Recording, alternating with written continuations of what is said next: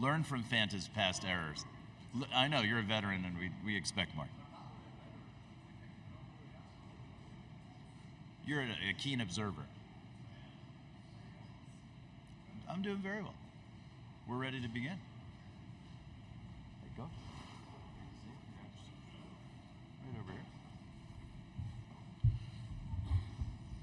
We're joined by Alabama head coach Nate Oats. Coach, can you please give us an opening statement? Then we'll take some questions. It's great to be here. Very fortunate that I'm able to coach at a place like Romulus that gives us the resources to be able to make a run like this. I mean, shoot, I've done a lot of reminiscing over the last week as people asked me. 11 years ago, I was coaching high school basketball and just getting to know the Hurley brothers pretty well. It's ironic that, my first Final Four that I make, the first one Alabama makes, but I coaching against Danny Hurley, who his brother Bobby is the one that got me in this business. If it wasn't for Danny and Bobby, I wouldn't be here, and we're playing each other in Bobby's town down here in Phoenix. So it's kind of funny how it comes full circle, but it'd be nice if I wasn't having to play against Danny's team because it's a pretty good team. So we've been underdogs kind of through this tournament. Nobody expected us to be here at this point. Last year we had the number one overall seed, and that's the nature of the tournament. With a one-game elimination tournament, the best team doesn't always win. That happened last year, and we've been able to make a run now, and we're going to have our team ready to go Saturday night. We know we've got a daunting task in front of us, but our guys will be ready. And, me and Danny talked earlier in the week. We're going to have fun. He's ultra competitive, as I'm sure you all know, and not quite sure what happened with the plane. It wasn't me. I didn't send anybody over there to mess with the mechanics. I'm sure he's conjured that up in his head already. But I did get a good night's sleep last night, so that's nice. But I'm sure he'll be fired up and ready to go Saturday. It'll be fun, and then we'll touch base after the game. Coach, our first question comes all the way up front on the left side of the room. Jeff? Yeah, Nate, how many hours of sleep did you get? I got a solid 7 to 8 hours in a bed, not on a plane. They got in at 3:13. That's not fine. I am glad I'm not the ops person for the University of Connecticut basketball team during this trip, that's for sure. How do you approach this with your team? I mean, obviously nobody's picking you guys to win. You're a heavy underdog. How are you approaching this with your group right now? Listen, we were an underdog. Nobody expected us to be here. I mean, we weren't playing our best basketball come the end of the regular season. Now, part of that was we weren't healthy. We haven't had the last time we had our full team healthy, we beat a really good A&M team 100-75. So, we had to sell our guys that we can make the run, before the tournament. Now that we've made the run to get to the Final Four, I want our guys playing loose and free, but I want them thinking we got a chance to win. I mean, if you guys know me, I'm not going into this game just happy to be here. UConn's great. Danny's done a great job. I mean, there's, as Danny said, they're bulletproof, but other teams have been up on them, going on runs. The problem is they just go on a huge run, as evidenced by the last game, 30-0, and they make these enormous runs. So we're going to show our guys success other teams have had, and the success that other teams have had, we also do those things very well. We just can't give them these big runs that everybody gives up. Now, it's a lot easier said than done, but over 40 minutes, we're going to be in there. We got a chance. We played some of the best teams in the country. We didn't win in the non-conference against some of the best teams, but we had margins. We were up at least 6 on all 3 of those games. When we played Purdue, Creighton, Arizona, we were up at least 6 with at least a 75% chance of winning each game in the second half. So we've played good teams and been up on them, and we can go back to that. We just got to close out 40 minutes. Coach, we're going to go to the left side of the room by the column, AP. Hey, Coach, right here. AP Stedham, AP and Kelly, as we see, it's syndicated radio. Coach, what elements of UConn Hurley basketball are present in Alabama basketball? And in general, what do you tell your team about playing against a supreme shot blocker? Yeah, I mean, you know, the similarities are they play, you know, Danny's, everybody makes it out to be like, you know, we're the ones doing all the analytics and efficiency. Well, Danny's about that stuff too. Me and Danny have talked about it. Like they're trying to get the most efficient shots they can too. They're trying to force inefficient shots. They do it a little differently because they've got a post player in Klingon that they can go to. You know, and we don't play through the post as much, but they like to shoot a lot of threes too. Every big run I've seen them make, they've made plenty of threes. They take threes in the break like we take them. You know, now we play a little more loose and free in the half court.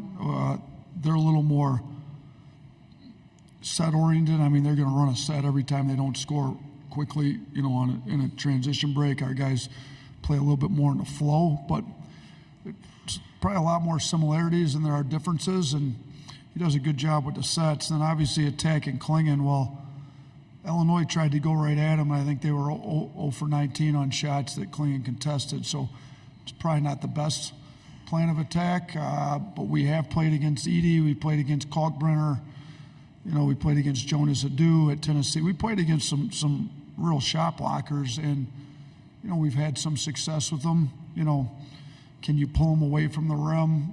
You know, we can play Grant Nelson at the 5 some, and you know, if he's making shots, he's got to come away from the rim. There's other things you can do, but we certainly aren't going to just drive the ball at him and expect to score over the top of him all night. That didn't seem to work very well their last game out. Just a quick reminder, you can take still photos, but no video while in the press conference room. Let's go up to Dan, left side up front. Nate, over here. Hey, Dan Wolken, USA Today. You talked about reminiscing the last several days. When you think back to that time in your career and your life, were you happy being a high school coach for the rest of your career, or did were you grinding every day to strive to get an opportunity to do something like this?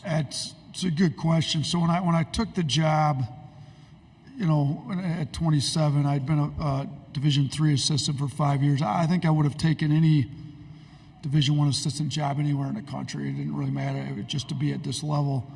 As I stayed at Romulus longer and longer, I was getting more and more picky with where I'd go. I had 3 daughters that were born in right outside Detroit there, and I didn't want to have to move my family. And really, the Hurley family kind of helped me come to grips in my head with, I'll be okay just being here the rest of my life. We were successful at Romulus. We were winning, you know, good retirement plan as a school teacher. You know, because I had interviewed at a few different schools in the MAC and didn't get them, or just wasn't the right, or been promised a job that then didn't come through when they had an opening. And you know, I could be frustrated, but I'd come to grips. If Bob Hurley Sr. could be a Hall of Fame coach and turn down, I think he had multiple Division I head coaching jobs he turned down to stay at St. Anthony's. And we were nowhere close to St. Anthony's at Romulus. I'm not trying to compare the two programs, but the fact that he stayed at the high school level and everybody knew him and he was great, I could stay here and be a very successful basketball coach and be happy with it. Well, it seems like every time you kind of get that way in life, then a pretty good opportunity comes up. So kind of when I got to the point where we're going to work hard, but I wasn't just grinding to get to a college job. Let's do this the best I can because that's the way we should do it. Then I had a pretty good opportunity come up, and Bobby Hurley offered me a spot. And I got to the point I was not going to go into college if I wasn't pretty confident the guy I was going in with was going to be successful. I was pretty confident the Hurley family was going to be successful. Bobby Hurley being part of it, obviously, was going to be successful in his college coaching because I didn't want to have to move after getting fired year after year after year. And I've been fortunate. We haven't been fired anywhere yet. Coach, we'll go to the right side, just to the left of the column. Hey, Nate. David Brandt with the Associated Press. You talked about your background, and I think 4 out of the top 5 scorers on your roster transferred from mid-majors. Do you think that kind of player is a little more hungry, a little more appreciative, that there's something about, that journey that makes those players in some ways tougher? I think so. I feel like I'm, a little bit the same way. Like I'm just a high school guy that caught a break that's still trying to prove that I even belong at this level. I think those guys are mid-major players with a chip on their shoulder that, played well enough that now they get an opportunity to prove they belong at this level, and they're still trying to prove it to this day, and they're going to be trying to prove it Saturday that they belong at this level. Look at a kid like Mark Sears, who's from the state of Alabama, that we probably screwed up and didn't offer him a scholarship. There's no probably about it. We screwed up. He's obviously good enough, but I'm not sure that he would be this good if he didn't have to go to Ohio University first before he came here, because he is a kid that's improved every single year. Out of high school, he had to go to Hargrave. Then he has to go to Ohio. Didn't shoot it well as a freshman. Got to prove he's a shooter. Plays well. Then we take him. He ends up being our second leading scorer. Now this year he's our leading scorer, and we're in the Final Four. I mean, he's just improved every year. But they all got a little chip on their shoulder. Estrada from Hofstra. I mean, he's a player of the year, back-to-back years in a great league there. But now, he didn't play a ton at Oregon so now he's proven he can do it at this level on a team that can win and go to the Final Four. And Grant Nelson and Reitzel and even Nick Pringle started at Wofford, and I think only played in half the games his freshman year at Wofford. So I think all of these guys are trying to prove they belong at this level, just like I am, to be honest with you. Coach, third row on the right side. Coach Ryan Hennessy, NBC 13 in Birmingham. There's a stat that came out that over the last few years, the Final Four coaches have an average of 20 years of experience as a head coach. I believe yours is 9 in Division I. How many people have said to you, you can't do it this way? Your route was a little different, not being an assistant for long. And what do you say to those people that there is different routes to take to get to the Final Four? Yeah, there's definitely a different route. Mine's a lot different than most. And I was at Romulus, and Danny being at St. Benedict's, Kevin being at Hargrave, and Romulus is a little bit different. It's cool that we were all in high school. Mine was a little more like the traditional high school. You actually had to live in Romulus to go to Romulus, and I think it gives some hope and belief for just the normal high school coach out there. Maybe not the high school coach that's on this national level where they're recruiting nationally. But I think. And I wouldn't trade my route for anything, because I got experience at that in different ways that like a lot of these coaches don't get. If you haven't coached at a high school level, you have no idea what it's like to be on the other side of the recruiting table. I had 18 kids go play Division I. I took a lot of them on visits. I took E.C. Matthews on an unofficial visit to Rhode Island, drove him out there from Detroit to Rhode Island, sat in on all the meetings. I know what it's like to sit on that side of it, so I can use that to apply. And there's lots of, I'm able to experiment with how I play. If your first head coaching job ever is at Division I level, there's a big spotlight on you. You can't experiment as much. 1 year we pressed the whole year, found out what worked, didn't work. Like if you do that at this level and it doesn't work, you may get fired after a year. Like if they fire me from being a coach at Romulus, it only takes like $4,000 out of my. I'm still good as a teacher. I still got my math job, So I was able to experiment a little bit more, coming up that way, and I think it gives me a different perspective on some things. But I'm here. To those that say you can't do it, it's definitely harder, but you can't do it. I just did it. I mean, you got to catch some breaks. I don't want to. If I had some secret formula, I'd write a book and make millions retire from coaching. You got to catch a lot of breaks, but you got to be ready for your breaks when they're given to you too. I mean, I'm thankful to be here. I was grateful to work at Buffalo under an AD that took a chance. He's now in the SEC. Danny White's at Tennessee, but he gave me a job after only being there for 2 years. I was only out of high school for 2 years, so I know that I'm fortunate. I work for different people, caught different breaks that a lot of people don't get. There's a lot of high school coaches that are probably just as good, if not better than me, and just haven't had a break like I've been able to have. All the way back and all the way to the right side. Coach Sam Lance with Adam Zagori and zagsblog.com. First thing, what made you want to recruit Aaron Estrada, and how does NIL help someone like him kind of change he and his mom's life? He talked to us about how much NIL has allowed him to support her. Yeah, I mean, Aaron's an unbelievable kid, a great player. I coached at a level similar to what the CAA is. The MAC and the CAA are similar levels. And when I got the job at Alabama, I know there's the best player in the MAC could definitely have played for us at Alabama for sure, just about every year.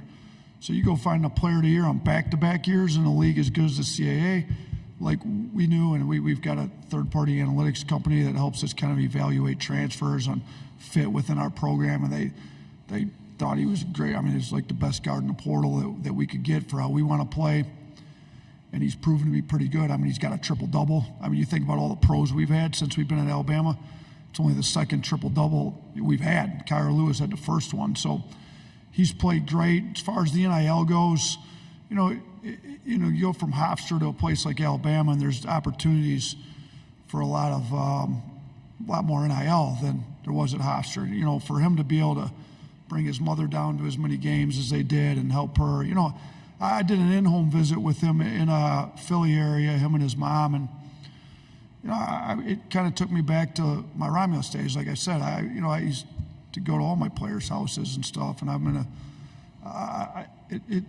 it was cool to kind of be in there and know that he could support his mom. And I mean, she's a great lady. I love seeing her at all the games, and she's super nice. But yeah, he's able to help her with what he can and bring her to games. And you know, the NCAA, it's great. They provide the money to bring the families to the Final Four. But now with NIL, like the kids can bring their parents to all the NCAA tournament games. Spokane, LA, they can fly them up to Toronto when we play Purdue. They can. So those opportunities are great for the kids now. Up front and center. Nick Kelly, Tuscaloosa News. Nate, can you put into words what Mark Sears has meant to the team's success in the tournament and the whole season? Well, obviously, he's our leading scorer, and you know, we had a top 5 offense in the country most of the year. A lot of the year we were number 1 offense in the country, and he's a huge part of that. We wouldn't be where we're at without him. We know that. And offensively, he's been one of the best players in the country all year. We would not be in the Final Four if it was not for Mark Sears' defense, leadership. Like, he's turned it around a lot in that regard in the last month. I think he made a decision. He wants to play as long as possible this year, wants to put himself on a national stage. And the only way we were going to do that is if our best player was really locked into the defensive end of the floor, and he's been really locked in and proved he can be a great guard defender, and he's doing it. We need him to do it on Saturday night again because, you know, he's got to play. It's our best player on offense. He's going to play a lot of minutes. So when your best player is playing really hard on defense and leading the way he's been for these last few weeks, you got a chance to make a special run like we've done. Coach, center of the room, 3 rows from the back. Robert O'Connell, Wall Street Journal. Nate, you've talked all tournament about this philosophy of next, next, next. Can you expand a bit on the different things that might mean to you on the practice level, game level, season level, and how hard is it to kind of trust that process in, like you say, a single elimination tournament where things can go off the rails so quickly? Yeah, so, you know, I talked to Coach Saban after we lost in the SEC tournament. You know, I think just about every year he won a national championship, they lost at some point during the year. And football's obviously different. You know, there's a lot more games in basketball. But, like, this year they lost the Texas game, and he did an unbelievable job getting the season turned around. So I called him, like, how do we get this thing turned around this late? Like, we're not playing our best basketball. And he kind of talked. He watches all the games, and Coach, got to get you guys, they got to go to the next play. And we kind of talked about that a little bit as a group, but I'm like, you know what? We're going to make this real simple. We're going to come in, we're just next. Like, and it goes all kinds of different ways. Sometimes we'll be on, like we've had, like I said, we had the number 1 offense for a bulk of this year until we got the injuries came. But sometimes we'd be on a big run, be up on a team big, and we just relax on defense. It even happened to us in the NCAA tournament. We got up 31 on Charleston. I felt like we relaxed, and over the last 7 minutes, they outscored us by 18. So we did a pretty good job of next until then, and then we didn't do a good job at it. But it's also been the other way. You know, we'll have some offensive struggles. Guys will drop their heads, and they're thinking about the last play on offense instead of the next play on defense. So, you know, it's the next action within the play. It's the next play, no matter what happens on offense, good or bad. Bad call by a referee, teammate misses you on an open kick out, it doesn't matter. Just go to the next play and give everything you have to the next play. And then when we're done with this game, move to the next game. So I think it's great philosophy in life. There's a lot of adversity you hit in life. Move to the next, what's the next best action? Like, shoot, go through all kinds of things in life. Move to the next one and make it the best one. You live in the past, you're not going to be very good in the present. So we've been trying to move to the next play, the next action, the next timeout, just next. And our guys have been doing a pretty good job of it for 4 games. Coach, this is likely our last question. And Reed, we're using that same back right mic.